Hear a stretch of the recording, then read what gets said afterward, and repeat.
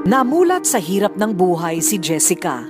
Magsasaka ang kanyang ama at ina. At sa murang edad nito, tila naitanim na rin sa kanyang isip ang pangarap na may ahon sa kahirapan ng pamilya. We are 11 the family. I am the third. And then from the time I'm a child, I work in the farm. So until such time that I said to my mama na, "Ma, ganito lang ba tayo palagi mahirap?" Nais makatuntong ng kolehiyo si Jessica. Nag-working student ito bilang service crew sa Jollibee. Nang ma-in-love si Jessica kay Dino, service crew din sa Jollibee, hindi inaasahan ni Jessica ang kanyang pagdadalang tao. At sa sitwasyong ito, kapwa lalo pang sinubok ang kanilang buhay. Ano pagmamahal na yan? Kabata-bata mo pa? Imbis na tumulong ka rito. Nang manganak si Jessica ay bumukod sila ng nobyong si Dino. Pero tulad ng mga batang mag-asawa, madalas ang naging pag-aaway nilang dalawa. Walang pera na naman! Lintik ng buhay ito! Tingnan mo naman na pulutulan na tayo ng kuryente! Nagiging mitsa pa ng muntikan nilang paghihiwalay.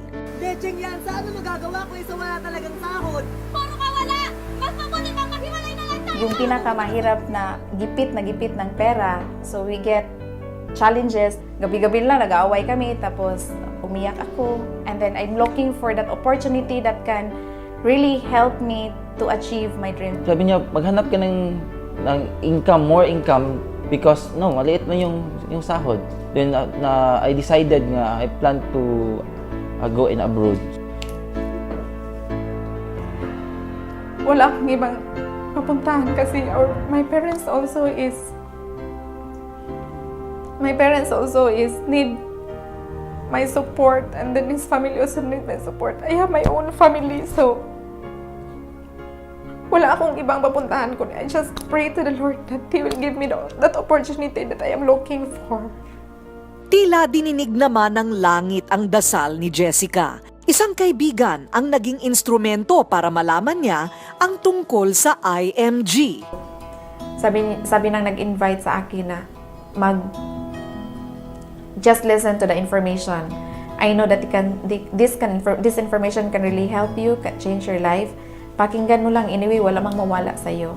So that's the turning point in myself, that I have to give chance to myself and then listen to that information. Tinutulan ni Dino ang pagsali niya rito. That's the reason why nga, by the time nga yung IMG time na abot, parang hindi na, sabi ko, the same lang yan sa iba, sa networking. Hanggang sa makumbinsi din ni Jessica na sumama sa kanya si Dino at sabay silang nagsimula rito. But I insisted to him that this is it I am looking for. I know that this company can really help us and our family.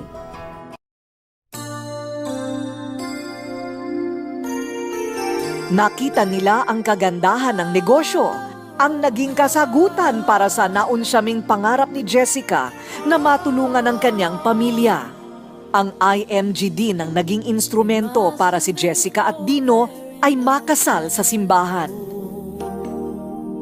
Sa kabila ng pinagdaanan nilang hirap, ay kapwa nila itinuturing ngayon na tila hangin sa likod ng kanilang mga pakpak, ang isa't isa. We go abroad together with my kid in Hong Kong, Singapore, Macau, in Taiwan, in Vietnam, in Bangkok, and also sa US. So that's why that's one encouragement. Wow, this is the right business for us.